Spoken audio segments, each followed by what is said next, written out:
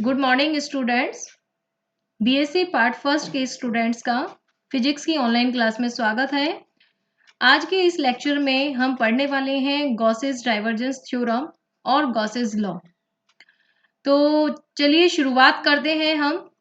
सबसे पहले Gauss's divergence law से मैं आपको एक बात बता दूं कि गॉस नाम के वैज्ञानिक थे। उन्होंने दो डाइवर्जेंस थ्योरम और गॉसेस लॉ दोनों ही चीजें अलग अलग हैं, इसलिए आप कंफ्यूज मत होना कि गॉसेस डाइवर्जेंस थ्योरम से ही हम शायद गॉसेस लॉ निकालेंगे या फिर कुछ ना कुछ इनमें सिमिलरिटी होगी।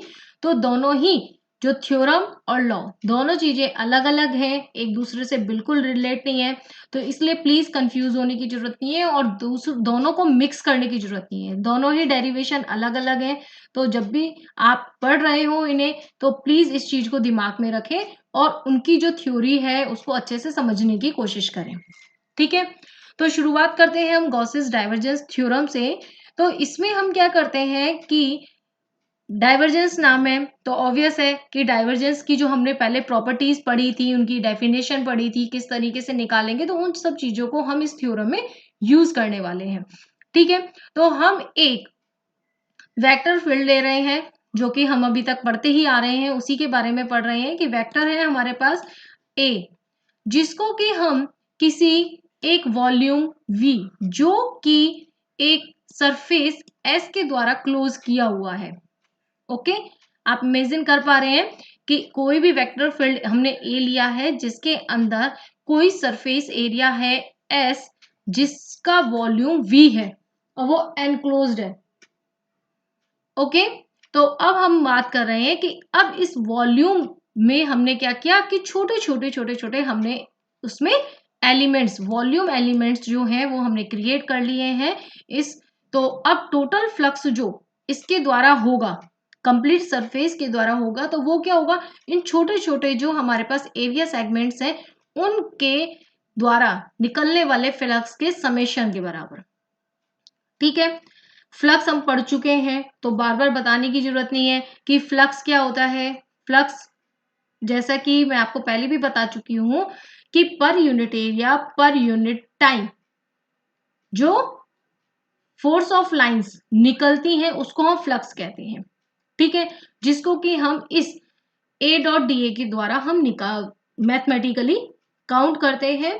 तो अब देखिए हमारे पास जो टोटल फ्लक्स है that is equal to the summation of the all the elements. ठीक है, अब यहां से अब हम जब आते हैं दूसरी लाइन पर कि भाई वॉल्यूम जो एलिमेंट्स हैं वो क्या होंगे, कि भाई यहां पर जो ये फ्लक्स है उसको अगर हम बाय डेफिनेशन हम बात करें तो इस तरीके से ये जो छोटे छोटे सेगमेंट्स का जो फ्लक्स इमर्जिंग है वो अगर हम डाइवर्जेंस की फॉर्म में लिखना चाहें फ्लक्स को तो that is equal to this होगा कि divergence of A into D. Okay, तो यहां से हमारे पास अब सभी के लिए समेशन लगा करके हम पूरे के पूरे सरफेस के लिए निकाल सकते हैं। ये जो टर्म हमने लिखी है ये डेफिनेशन से लिखी है, इसलिए इस लाइन से कंफ्यूज मत होना इक्वेशन नंबर सेकंड से। ठीक है, तो यहां पर यदि हम उन वॉल्यूम एलिमेंट्स को का जो वॉल्यूम है उसको हम टेंस टू 0 बहुत छोटा ले ले तो हमारे पास जो इक्वेशन बन जाती है वो है कि टोटल फ्लक्स जो सरफेस से निकल रहा है that is equal to divergence of A, यानी कि वॉल्यूम इंटीग्रल है। ये जो इक्वेशन नंबर थर्ड में जो सेकंड पार्ट आपको दिखाई दे रहा है ये वॉल्यूम इंटीग्रल है ऑफ द डाइवर्जेंस ऑफ ए। तो यही आपकी गॉसेस थ्योरम है कि जो सरफेस यहां पर आपके देखिए लेफ्ट हैंड साइड पर सरफेस इंटीग्रल है, राइट हैंड साइड पर वॉल्यूम इंटीग्रल है। तो गॉसेस डाइवर्जेंस थ्योरम जो है एक तरीके से सरफेस इंटीग्रल और वॉल्यूम इंटीग्रल को रिलेट करते हैं, एक उनको आपस में इंटरचेंज करने का एक तरीका हमें है कि भाई अगर हमारे पास सरफेस इंटीग्रल है तो उसको हम वॉल्यूम में किस तरीके से कन्वर्ट कर सकते हैं। ठीक है, तो surface integral of A vector field over a closed surface. अब यहां पर जो ये क्लोज्ड है यानी कि बंद होना चाहिए, ये रिंग्स आप देख रहे होंगे इंटीग्रल में, तो ये क्लोज्ड पाथ को डिफाइन करती है, is equal to the volume integral of its divergence and that is called the Gauss's divergence theorem. ठीक है, और ये कन्वर्जन का तरीका है। तो यहाँ पर जो लाइन है कि converting the surface integral of the vector into the volume integral and vice versa, हम दोनों को निकाल सकते हैं, कोई दिक्कत नहीं है। अब हम अपने सेकेंड टॉपिक पर आते हैं, गॉसेस लॉ और इसका derivation from the inverse square law.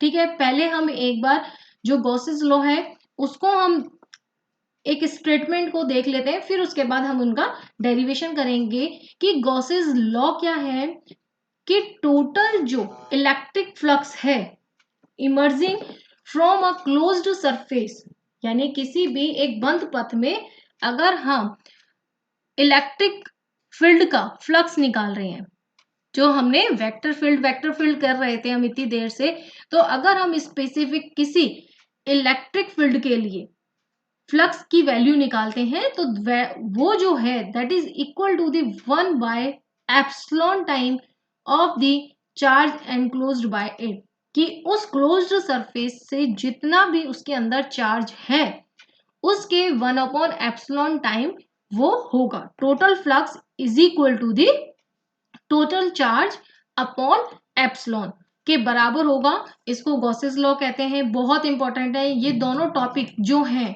Gauss's divergence theorem और गॉसेस लॉ, आपके एग्जाम पॉइंट ऑफ व्यू से बहुत इंपॉर्टेंट है, आपके फ्रिक्वेंटली ये पूछे जाते हैं। ठीक है, तो अब हम बात करेंगे इसके डेरिवेशन की। तो डेरिवेशन हम निकालेंगे इनवर्स स्क्वायर लॉ। ऑब्वियस है कि जब इलेक्ट्रिक फील्ड हम काम में ले रहे हैं तो इलेक्ट्रिक फील्ड के लिए हम इनवर्स स्क्वायर लॉ जो आपने 12th में पढ़ा होगा उसी को हम यूज करेंगे। अब मैं एक बार आपको डायग्राम समझा दूं जिसमें कि हमने जो ये रफ लाइन दिख रही है आपको, ये क्लोज्ड पाथ को बता रही है, क्लोज्ड सरफेस को यानी कि बंद पृष्ठ को बता रही है।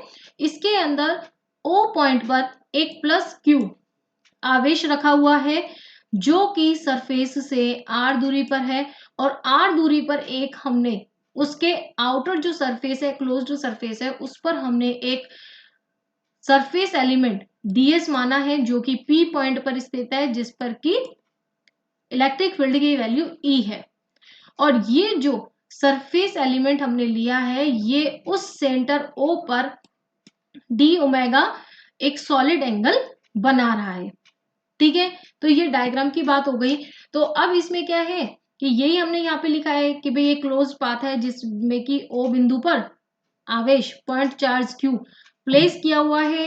अब इस पूरे सरफेस को हम क्या करते हैं, छोटे छोटे एरिया एलिमेंट्स में, स्मॉल एरिया एलिमेंट्स में डिवाइड कर देते हैं, जिनमें से हम एक एलिमेंट ds के लिए बात करेंगे जो कि P बिंदु पर स्थित है।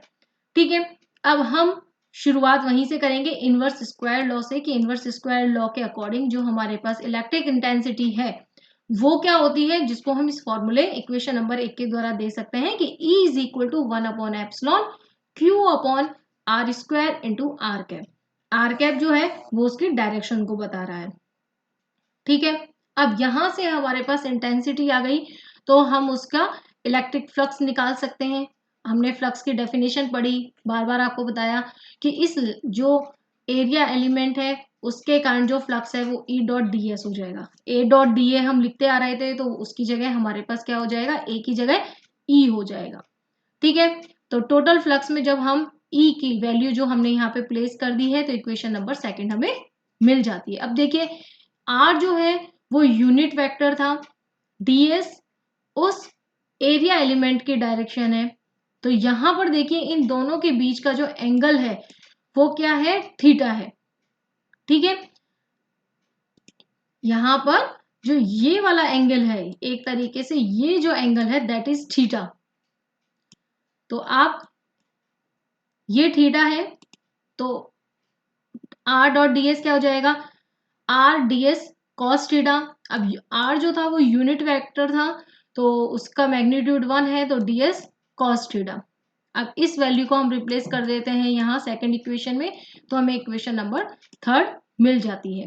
अब हम थोड़ा सा सॉलिड एंगल की जो डेफिनेशन है तो उसको हम यूज करें तो किसी भी एरिया एलिमेंट जो कि ds एरिया से है, थीटा एंगल बनाया हुआ है उसने और r डिस्टेंस पर स्थित है, तो उसके लिए सॉलिड एंगल जो है इस तरीके से हम डिफाइन कर सकते हैं। ठीक है, तो अगर डी, अब इसको हम कंपेयर करें हमारी इक्वेशन से, तो देखिए यहाँ के बाद की जो पूरी टर्म है ये हमारा डी ओमेगा हो गया, तो इसको हमने यहाँ रिप्लेस किया तो डी ओमेगा इस तरीके से लिख दिया।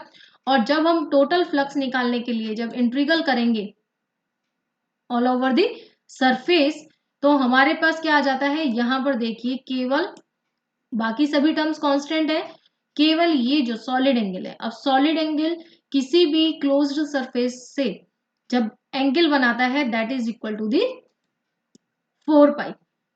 ओके, तो 4 पाई जो एंगल जब हमने इसमें इक्वेशन नंबर 5 में रखते हैं तो हमारे पास पाई की वैल्यू आ जाती है Q बाय एप्सिलॉन। और जो कि हमने हमारा जो गॉसेस लॉ हमने आपको अभी बताया था वो यही था कि total flux emerging from a closed surface situated in electric field is equal to 1 upon epsilon time of the charge enclosed by it, जो कि हम इनवर्स स्क्वायर लॉ से प्रूफ कर चुके हैं। तो आई थिंक सिंपल आपका डेरिवेशन था, आपको समझ में आ गया होगा, कोई दिक्कत नहीं है। अब हम बात करते हैं कि गॉसेस लॉ को हम डिफरेंशियल फॉर्म में किस तरीके से लिख सकते हैं। डिफरेंशियल फॉर्म में मतलब कि अवकलन रूप में हम किस प्रकार से लिख सकते हैं। तो जो हमने अभी एक की बात कही, ठीक है, अब हम मान लेते हैं कि जो हमारे पास सरफेस एस थी उसके अंदर Q1, Q2, Q3 इस तरीके के बहुत सारे चार्जेस हैं, बहुत सारे चार्जेस हैं, तो टोटल चार्ज कितना हो जाएगा, Q is equal to Q1 plus Q2 plus Q3 हो जाएगा। ओके, तो यहाँ पर जो हमारे पास टोटल फ्लक्स है वो वही रहेगा E dot D a surface integral. अब इसमें हमारे पास गॉसेस लॉ को हम यूज करें तो ये वैल्यू जो है वो Q अपॉन एप्सिलॉन के बराबर होगी। ठीक है, अब यहाँ पर हमने छोटे छोटे जो ये चार्ज एलिमेंट चार्जेस लिए हैं तो इसलिए हम यूज करेंगे अब की बार किसको, चार्ज डेंसिटी को। चार्ज की जगह किसको यूज करेंगे, चार्ज डेंसिटी को, और जिसमें कि ड्रो की वैल्यू है dq बाय dv। ओके, तो Q की वैल्यू हमारे पास कितनी हो जाएगी, टोटल इंटीग्रल करेंगे dq पे तो रो dv हम वैल्यू लिख सकते हैं Q की वैल्यू को। अब Q की वैल्यू जब हम इस तरीके से इक्वेशन नंबर 2 में लिखेंगे तो हमारे पास जो है यहां से इक्वेशन नंबर 2 से इक्वेशन नंबर 4 प्राप्त हो जाती है कि total flux is equal to total integral surface area E dot D A is equal to 1 upon epsilon volume integral rho dv। ठीक है, अब हम यहाँ पर क्या करेंगे कि जो हमारे पास गॉसेस डाइवर्जेंस थ्योरम जो हमने अभी इसी लेक्चर में पढ़ी है उसको यूज करेंगे कि सरफेस इंटीग्रल को किस में कन्वर्ट कर दे, वॉल्यूम इंटीग्रल में, क्योंकि हमारे पास जो राइट हैंड साइड पर वॉल्यूम इंटीग्रल आ रहा है। ठीक है, तो इसको जब हम कंपेयर, अब इसको इक्वेशन नंबर 4 जो हमने पिछली स्लाइड में देखी यहाँ पर देखिए कि रो अपॉन एप्सिलॉन है डीवी के अलावा, और यहाँ पर डीवी के अलावा क्या है, डाइवर्जेंस ऑफ ई। तो इन दोनों को जब हम कंपेयर करते हैं तो हमारे पास इक्वेशन आ जाती है divergence of E is equal to rho upon epsilon. और ये जो इक्वेशन है इसी को हम कहते हैं differential form of Gauss's law. ठीक है, गॉसेस लॉ अलग है जिसमें फ्लक्स जो है वो Q अपॉन एप्सिलॉन के बराबर होता है, लेकिन जो डिफरेंशियल फॉर्म है उसमें हम यूज कर रहे हैं divergence of E that is equal to rho upon epsilon, जो कि मैक्सवेल के द्वारा दी गई जो 4 इलेक्ट्रोमैग्नेटिक इक्वेशंस थी उनमें से एक को रिप्रेजेंट करती है। तो आई थिंक ये चैप्टर आपको अच्छे से क्लियर हो चुका होगा। अब इस चैप्टर में आपके एक टॉपिक और बच रहा है जिसको हम अपने नेक्स्ट लेक्चर में कंप्लीट करेंगे, और उसके बाद मैं आपको इस चैप्टर से संबंधित असाइनमेंट देने वाली हूँ। तो आप प्लीज इन वीडियोस को अच्छे से पढ़ें, अपने लेक्चर्स को अच्छे से समझें, और बुक में से एक बार जरूर आप इनको पढ़ें, अपने हाथ से जरूर करने की कोशिश करें। So thank you.